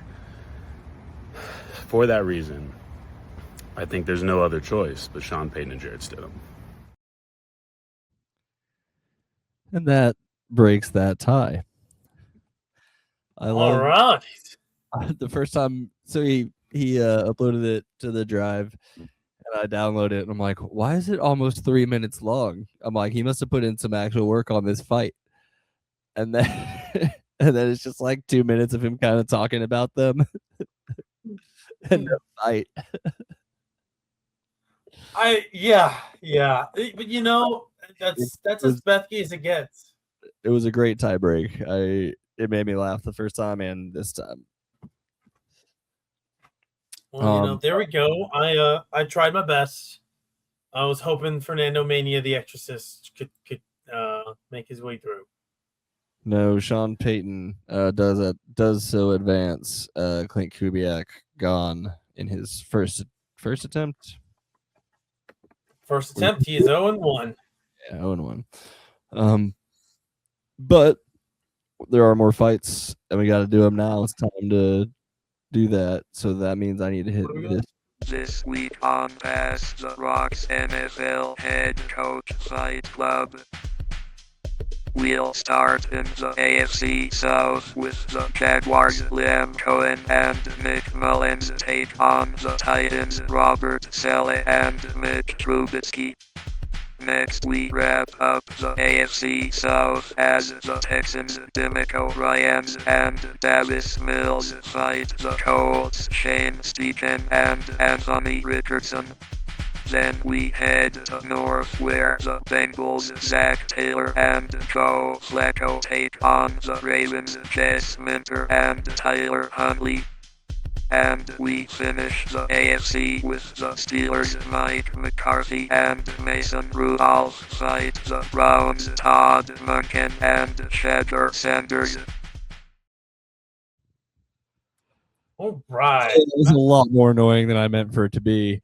Yeah, I was gonna say it would have been good for one, but then it dragged out, and I was like, yeah, it really went on. It didn't stop. I was like, at some point, this is gonna stop, right? So I did each one individually and put them in the video and never really actually watched it. So that's on me. No, yeah. See, we watch and we learn in real time. So yeah, we'll go ahead and bring back up. What do we start? Which one were we starting with? I already forgot which one was starting with. You know what? Fuck it. I was just gonna go with the order of this. Let's get the one that I think is the least interesting out of the way. Jags versus Titans. Boom. Because I look at this and I already forgot who these quarterbacks are because that's how plain looking they look. I know one is Will Levis, all right, and I know that's Robert Saleh. But then I look at the Jags and I'm like, Liam Cohen and Nick Mullins? Yeah. Yeah, I'm sorry. I'm gonna this one, I'll lead this one off, Patrick. I'll lead this one off.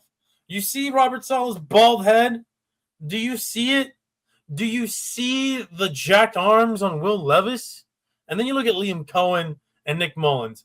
If you don't remember, audience at home, the interaction, the last time these two guys interacted, Liam Cohen and Robert Saleh got in his fucking face, right? I think call him an asshole or something, but you could just tell Robert Saleh was seeing red. He wanted Liam Cohen's blood on his hands. And that's just what he's going to get here in the Fight Club, because as the Jacksonville Jaguars walk away with a victory late in the season against the Tennessee Titans, Robert Saleh wastes no time. He makes a beeline towards Liam Cohen, and he uses that shiny bald head of his as a battering ram and punctures a hole in the chest of Liam Cohen and strangles him, despite the fact that Liam Cohen's heart is on top of Saul's bald head.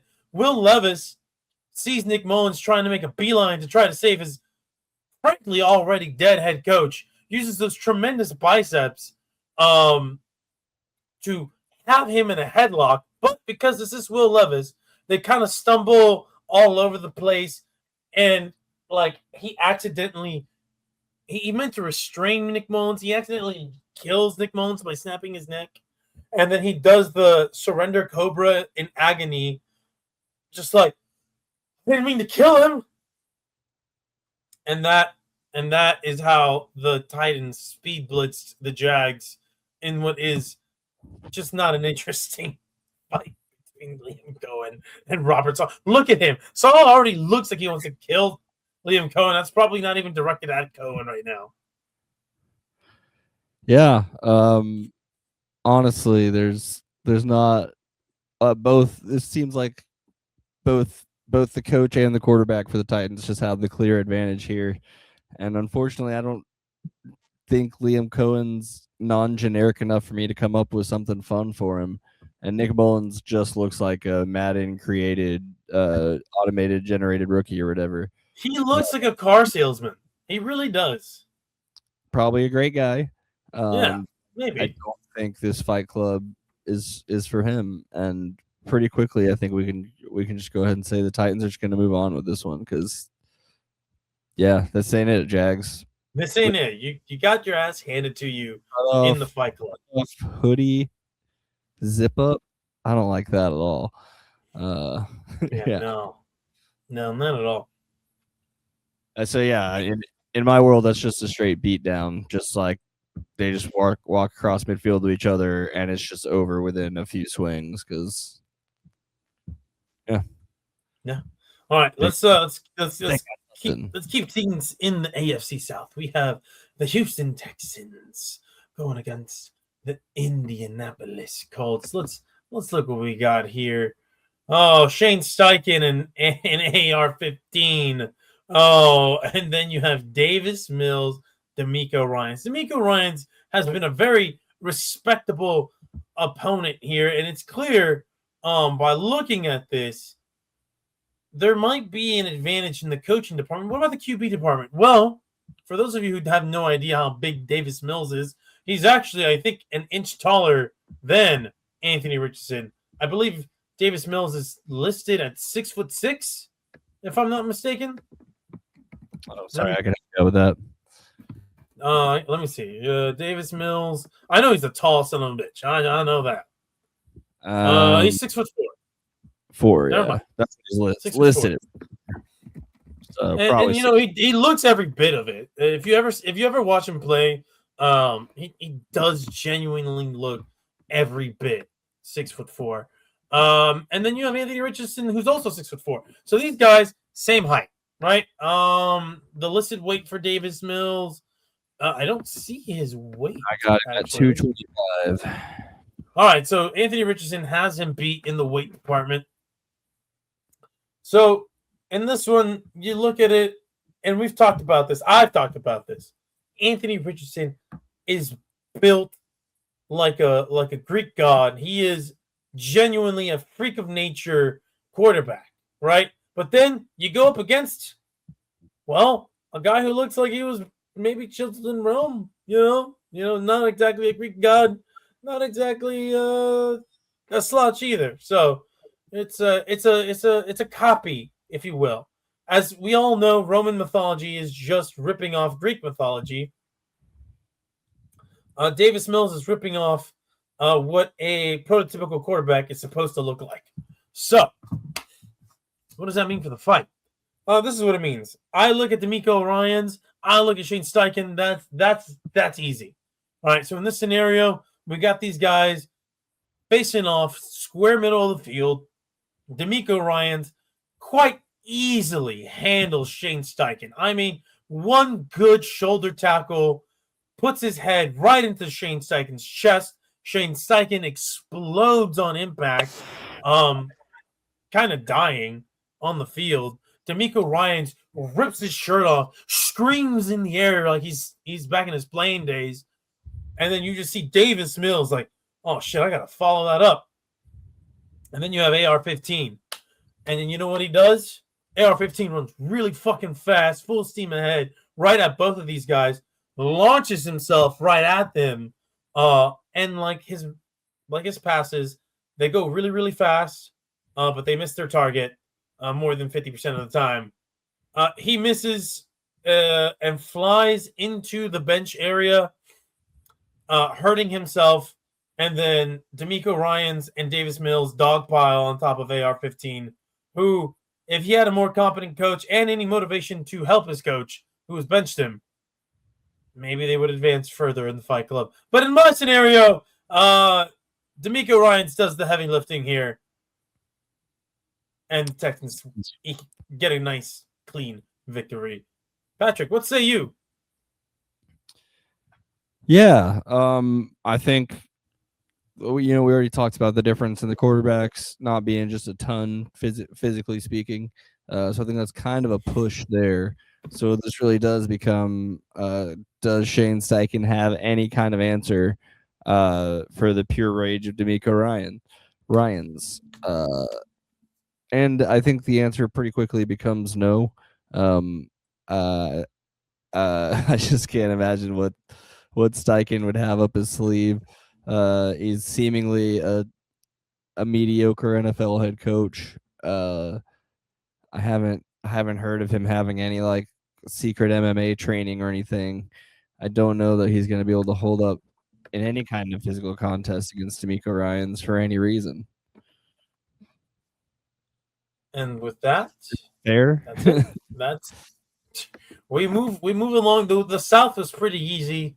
It was a wash, but maybe we'll get some more entertainment when we get to the Bengals versus the Ravens. Zach Taylor with is he Joe Flacco still around? Joe Flacco. He is still kicking, huh? And then you have the new guy over with Baltimore, Jesse Minter. Yeah, which the text to speech thought was just Jess Minter. Jess Minter was that's kind of funny. I added some extra vowels. I should have known that. And then who's the backup? That's Nick Huntley. Nick Huntley, not Tyler Huntley. Wait, it is a Huntley. Snoop Huntley. Is that really? Snoop Huntley. Did he change his name to Snoop Huntley? All right. Well, Tyler, we're going to call you Tyler Huntley because no, you are not good enough to be called Snoop Huntley. What the fuck is that? Nicknamed Snoop. He played college football for the Utah Utes. Literally never heard him get called Snoop. And he also has one of the most fraudulent Pro Bowl selections of all time. Probably the most fraudulent Pro Bowl selection of all time. And so here we go. How does this play out? Look, you look at Jesse Minter. He looks like he's 160 pounds soaking wet. Yeah, so one of his high school coaches thought that his skinny build and long hair made him look like Snoop Dogg. I didn't even realize he had long hair back in the day. All right. And then you look at Zach Taylor. Zach Taylor looks like he's had a little bit too much Skyline chili. He's kind of morphing into Mike McCarthy. So I look at this and I'm like, all right, well, this is a good old fashioned fisticuffs. I imagine it's not going to be that great of a viewing watch if you're looking for a nice, clean fight or a nice, entertaining fight. But it might be entertaining in a different sort of a way. You look at the quarterbacks, Joe Flacco is a full 6 inches taller than Tyler Huntley. So how do we go about this? This is how I think this plays out, Patrick. On one end of the field, you have Joe Flacco. Yes, he is old, statuesque. But Tyler Huntley is young, still trying to prove himself. Yeah, he has a Pro Bowl, but it doesn't really mean anything because it's not a real Pro Bowl. Like they gave you oh shit, you're Lamar's backup. Maybe you're good. They realized quickly he's not. So they threw that at him, and he has this chip on his shoulder, and he's like, "Yeah, oh man, what you gonna do? What you gonna do?" Flashy feet, boom, boom, boom. And then as he goes to approach Joe Flacco with a punch, Joe Flacco sticks his long arm out, palms it right on Tyler Huntley's face, and then this is what you have right here. Just this. And then with his other free arm, Joe Flacco pulls him in, bah, right in the kisser. And then over there, you look at Zach Taylor and you look at Jesse Minter, and they're giving a good old fist cuffs. Wah, wah, wah. But it's kind of sloppy. They're all kind of just missing each other's punches. They're both kind of out of breath. You look Zach Taylor, though. He looks like he'd be out of breath faster. But Jesse Minter looks like he can't take that many hits, right? So he's going to wear out just as quickly as he gets started. And Joe Flacco just looks at his pathetic head coach and Jesse Minter kind of both running out of steam. And Joe Flacco decides he's going to take this into matters into his own hands. He grabs a football. He launches this ball 100 miles an hour right at Jesse Minter's nutsack. The nutsack explodes. Zach Taylor takes this moment to land the finishing blow. Bah! Knocking Jesse Minter right out. Bang. So I feel like this matchup will be even better. I'm sorry, did that start playing? You're good. But yeah, I have Zach Taylor and Joe Flacco beating Tyler Huntley and Jesse Minter in this one. Very good. My apologies about the interruption there. I didn't realize that was going to play back through. Yeah. But I want to pull up the little picture again. Where'd it go? Bam. There we go. Yeah, man. So this is going to be a fun one, I think. Zach Taylor's kind of like, he's like, I'm not messing around. He's like, I'm just going to get on in there, can go straight up. But he can't find Jesse Minter. And he's like, God damn it. And he sees Tyler Huntley just standing there waiting for Joe Flacco. He's like, Snoop, where's Jesse? And Tyler Huntley just kind of like, not really like happy about it, not trying to be intimidating. He just kind of like shrugs his shoulders and points to the tunnel where there's kind of like smoke and fog coming out. So Zach Taylor walks through the tunnel, and it's just a thick cloud of smoke. Can't see anything in front of him. And then suddenly all the smoke just kind of vacuums out at once with kind of a just quick, and he's in like a mirror maze. And you can just hear this voice being like, "Can you find me?" And Zach Taylor's like, "What the fuck is going on?" Meanwhile, on the field, Huntley standing there, and he's kind of just like jogging in place, limbering up, just kind of waiting. When out of nowhere, he sees a shadow, kind of like, like when there's something above you moving in the sky, like you're not sure where it's coming from, but you see something. And all of a sudden, a football in a perfect spiral lands and penetrates about 3 inches into the ground, about less than a foot from where Huntley's standing. And he's like, that's weird. And then suddenly the sky gets dark, and he looks up, and there's hundreds of footballs about to come down on him. And he starts to run, and he's juking, and they're just crashing everywhere. All of them going like half a football deep into the turf. They're coming down hard. And he makes it about 15, 20 yards before one of those just clean through the back of his head. And outside the stadium, Joe Flacco wraps some ice around his arm, and walks back inside to see if Coach needs help. Back in the mirror maze, Zach Taylor seeing a lot of himself, and then just every once in a while flashes. And so he just keeps following these like flashes of something, because it's the only thing that's not him. So it's the only thing he can follow basically in this maze. You can't find me. And he's still really confused because it's not like, obviously it's not a scary voice. It's not a funny voice. It's just a weird voice.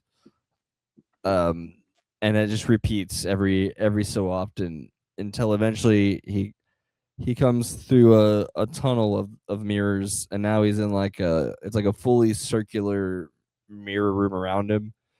Obviously he entered at one spot, so there's like a spot there where he entered, and it seems like there's a spot on the other side. So he's thinking this must be the center. This must be what I'm supposed to do here. And then from the other side, Joe Flacco walks in carrying Jesse Minter's dead body, throws it on the ground before his coach, and says, "Who's next?" Jesus. All right. Well, I painted myself into some corners that I had to get out of, but I think I kind of did it. so where? Okay. Before we go on to our final fight, what are we looking? What are we looking? Football is so hard that they were arcing over the outside of the stadium, coming back in. The ridiculousness of that is not lost on me. I actually appreciate it quite a bit. I like the crazier the bit. It seemed I could see the anime version of it happening. Now I want to know, where does this leave Zach Taylor? Because I feel like he's been winless up until this point. We can get into these standings now, or we can hit them all on the fight. Let's hit them at the end. Yeah. You're right. That's how we should look at it. Because now, sure, I get the information in there. Let's while you get that information in, I'll buy you some time here because we are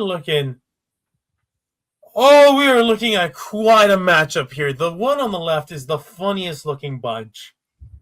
Woo! Sure, yo. Long day.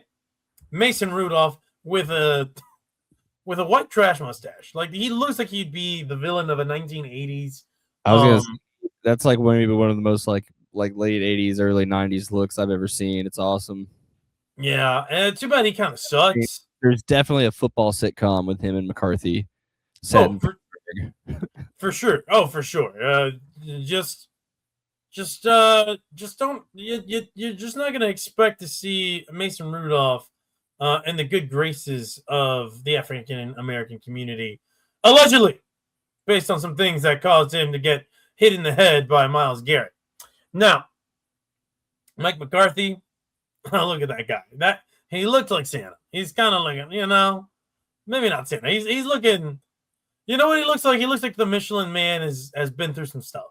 He just looks like Pittsburgh. Yeah, he is the embodiment of Pittsburgh. A little overweight means well. Still mildly disappointing, but you know what you're gonna get anyway, and it could be worse. It could always be worse. And then you look at Cleveland. You got Shedeur Sanders. Shedeur Sanders looks like he's posing for like a fucking fashion magazine, but he's in his training camp gear. And then fuckface, what's his name? Their head coach. No, not Bruce. You got this. Todd. Hold on. Todd Monken. That's right. Yeah. Todd Monken, who I wanted as the Eagles OC, mind you. But that's neither here nor there. He looks like a Bruce, though, when you look at his face. He doesn't look like a Todd. I feel like Todd is a name for, just as an aside, it's a young man's name. The older you get, you should have something else. If I remember correctly, when I was looking at pictures of him, he looks very different depending on what the picture is. Like, there's a lot of different looks for Todd Monken. I'll just say that. Understandable. He's a man of many faces, a man of many jobs. No, the glasses and the hat don't help. But anyway, so I look at this and listen. Todd Monken's an old man, older man. Actually, I don't think he's that much older than McCarthy. If I'm not mistaken, Mike McCarthy is quickly approaching his 60s. Todd Monken is 60. Mike McCarthy 62. Yeah. I would never have guessed. Wow. Life has not been kind to Todd Monken then, because he looks like he's 70. Compared to Mike McCarthy. Mike McCarthy has an unhealthy diet and has a much younger looking face despite the white beard. But yeah, listen, you look at this Mason Rudolph, he's a tank, okay? Not saying he's a big guy, but he took a helmet full force swing from Myles Garrett to the head for allegedly saying something incredibly racist, and came back the other side. Not a better man or a better quarterback. He came out alive, and that's a win. So I look at this in this fight to the death, if you will. I don't think Shedeur Sanders is built like that. Yeah, he took a beating at Colorado, but it was college football, all right? The hits weren't as bad. It was the Pac-12, Big 12. Not exactly. Sorry, not exactly the most picturesque, or not the most, how do you call it? Ideal version of physical football that you get in college football, right? So I look at this. I look at Todd Monken. Todd Monken gets squished by Mike McCarthy. Mike McCarthy falls on top of Todd Monken and suffocates him with his large gut until there's no air left in Todd Monken's body. I look at Rudolph. I look at that mustache. I look at Shedeur Sanders, and I'm like, yep, the power of hate really fills through the blood of Mason Rudolph, and he, in some weird poetic justice kind of a way, maybe not justice, some weird form of poetic irony, he takes his helmet, full force swings it at Shedeur Sanders, knocking Shedeur out. He gets carted off, puts into like a Lamborghini ambulance, while Todd Monken just kind of gets carried off on a stretcher and thrown into the back of the dog pound there in Cleveland. And that is, yeah, and that is it. That is how the cookie crumbles with the Steelers going up against the Browns. Yeah, this is a situation where I think we kind of saved one of the more obvious fights for last for the first round, but that's okay because it's kind of, I think, would still be a very entertaining one, where it starts with, Shedeur's taking selfies. He's like live streaming himself, hanging out, glasses on, doing his dad's bit, and Mason Rudolph just blindsides him, much like he wished he could have done to Myles Garrett on that night. And helmet to the head, Mason Rudolph just one shots Shedeur Sanders. The crowd in Pittsburgh goes wild. They are loving this. This is a full 100,000 seat. Everyone's around watching. And then McCarthy and Monken are in the middle of the field, and Monken kind of looks in shock. He's kind of grossed out a bit. He's taken aback, and McCarthy just looks at him and goes, "First time, huh?" No. And he jumps 40 feet in the air and then basically cannonballs straight down on top of Todd Monken's head and squishes him down into like a millimeter high stack of dirt, carbon, and whatever else we're made out of. Probably all the liquids are out. Squished like a donut, like a jelly donut. So pretty quickly the Steelers walk through the first round. McCarthy is a veteran of this. He knows what to do. Monken's first year, Shedeur isn't paying attention to anything but himself, and that's that's a recipe for disaster in this Fight Club. And there we have it. This was surprising whenever I was looking through the match. It's like, you know what? This doesn't feel like it's going to be as competitive as probably some of the other matchups we had in here. But I think going forward, some of these winners will. We have to give everybody a shot, and then we get rid of the weak links, and now we got a top 16 that are pretty solid, I think. I think so as well. And now we have weeks till the conclusion of the Fight Club, which coincides with the start of the NFL season. And I believe we are down to, there are 4 weeks left. 16 people.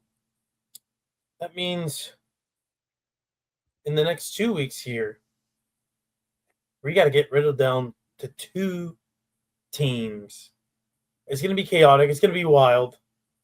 But before we get to that, let's look at the standings now. For some of these guys, D'Amico Ryans. I'm interested to see how he's done. He's been, I imagine, a respectable fighter in the Fight Club. Yeah. So he came into this season at 5-4. In 9 fights, so he's now 6-4. That gets him up to 60% wins. Yeah, he won his division the last 2 years. So he's been pretty solid. I'm trying to remember. Let me pull it up here. He lost in the first round to Raheem Morris. Well, not the first round, but like the first real round to Raheem Morris last year. Yeah, he lost in the knockout round. Okay. And, that's understandable. Raheem Morris was the champion. There's no shame in losing to the champion. The year before that, he wins his division, and then in the re-rack, he beats Shanahan, beats Harbaugh, and loses to Raheem Morris. So Raheem Morris is the only person who's ever beat him, and he's not in anymore. There you go. Now, we have, what do we have? We have Shane Steichen. I imagine he still is winless. Shane Steichen goes to 0-3, yes. Yep. Man, he's just not built for the Fight Club. It's admirable that he tries. Both Jesse Minter and Todd Monken lose their debuts, so they join Jeff Halfley. And Josh McDaniels, Gerard Mayo as 0-1ers. There's some 0-2s and some 0-3ers. Oh, a couple of 0-4ers. I think every new fighter this year lost. Monken, Minter, Halfley, and Kubiak. Yeah, we've had some returners come back and get a win. That's true. So Mike McCarthy with his win, that gets him back even at 4-4. He's always been in some tough spots. He had Brian Dable to compete with early on. He did beat him the first time, but he lost to Ron Rivera. And then, wait, that might not be the real one. He actually lost to Arthur Smith, who went on to win. Yep, and he did lose to Ron Rivera, if I'm not mistaken. Oh, yeah. He lost to Ron Rivera. That's where one of the best sound bits we've ever had. Is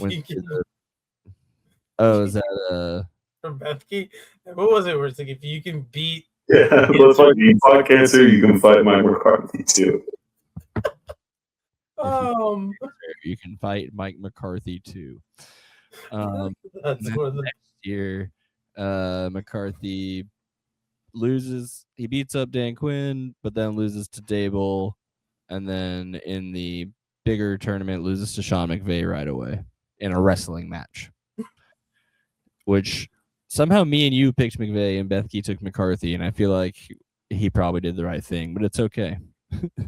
You see, that's the beauty of the Fight Club, is depending on the scenario, it's in the advantage of one combatant versus the other. And this was, I'm assuming, a pro wrestling fight where a lot of things go in pro wrestling. So, it's never a clean match in pro wrestling unless it is. And then Zach Taylor gets his first win in his 4th fight. 1-3. He's moved into the 25% club. Now let me sort. resort now that their numbers have changed a bit. So that puts Zach Taylor in the top 30 of all time now of to have fought. But he's tied with like 1, 2, 3, 4, 5 other guys at 1 and 3, including your guy, Doug Peterson. Oh man, that's it is what it is. He never fought for the Eagles. We'll point that out. And yeah, what's Salah looking at now? I feel like good call. I feel because like I know Liam Cohen is still winless. Like that's not. Robert Salah is now 5 and 3. Yeah. Oh yeah, 5 and 3. So he's number 12 all time in win percentage. Nice. Two of the guys ahead of him in win percentage have only fought once and won once. So I was wrong. There are new coaches who won in their first round this year. It's Mike LaFleur and Joe Brady. There you go. Forgot about them. But let's look at here's everyone who made it through from the AFC so far. Robert Saleh, Andy Reid, Aaron Glenn, Zach Taylor, D'Amico Ryans, Sean Payton, Joe Brady, and Mike McCarthy, who this is his first time in the AFC in the Fight Club. Oh, there we go. And now on the NFC side, sir. Dan Campbell, Sean McVay, Brian Schottenheimer, Dave Canales, Kevin O'Connell, Mike LaFleur, John Harbaugh, and Kevin Stefanski. It's going to be very interesting to see how this ends up playing out. I think this may actually finally be in the favor of Dan Campbell. I don't know. I don't have an agenda. I'm just thinking out loud here. Now, he will have to find himself a new tag team partner. That's true. Let's see. Let me see who we got for the Lions underneath of Teddy Bridgewater. That's going to be next man up, the Pastronaut. Is he the Pastronaut? No, sorry. No way. Yes, he is the Pastronaut. Robert Joshua Dobbs. Josh Dobbs? Okay, listen.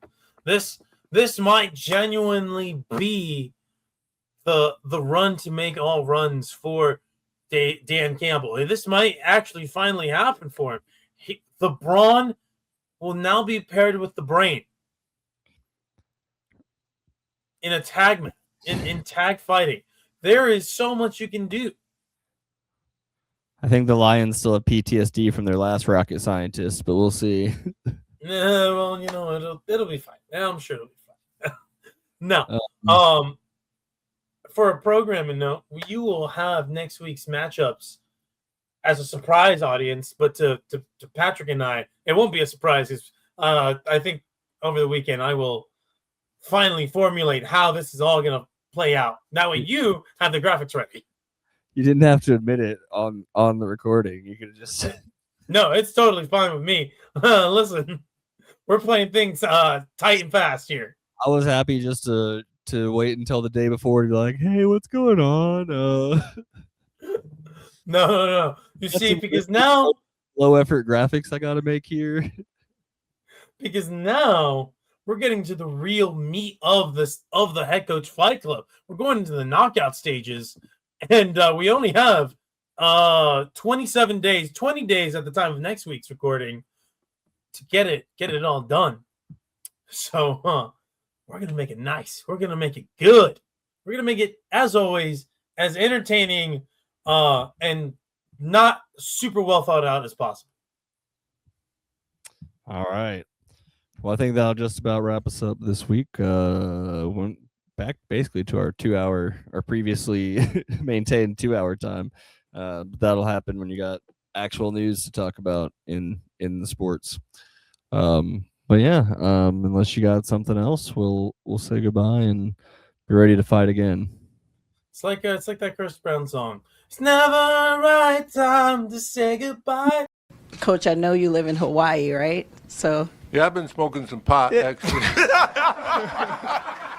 Is it's legal now. Yeah, but I never smoked when I played or coached, so it's new to me. But anyway, I'm doing that, and I'm having a pretty good time. It's more legal now than it's ever been, and so I'm enjoying that. And then